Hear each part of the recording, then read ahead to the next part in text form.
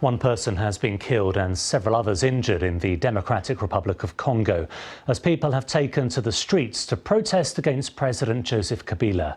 Demonstrators defied a ban in many parts of the country to protest after Sunday Mass and were met with live bullets and tear gas.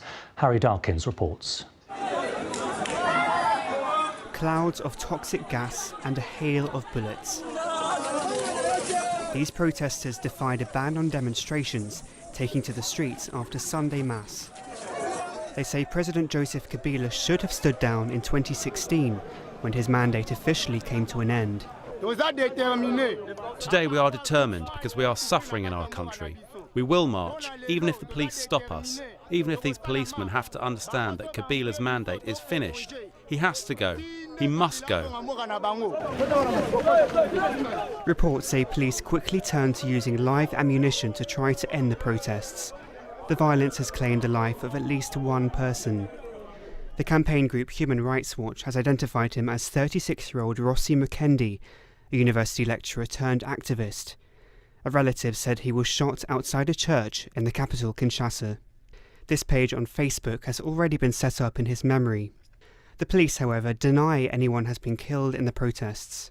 Our goal was to have no threats because we are here to provide security for our population.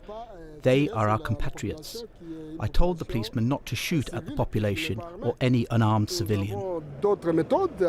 Authorities missed a deadline to hold national elections last year. A new vote is now slated for December, but officials are already hinting that what they call financial and logistical issues might get in the way.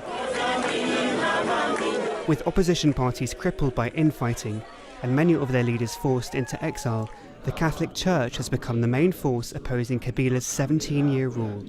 Today, authorities are thought to have detained 3 of its members. As long as we don't see goodwill, good faith on the part of our leaders, we will not stop demonstrating. Maybe we'll be able to change the way we do it, but we'll stick with it. Mr. Kabila's opponents are now focusing on stopping him from changing the constitution in his favour. He wants to remove presidential term limits altogether, meaning he could stay on as the legitimate leader.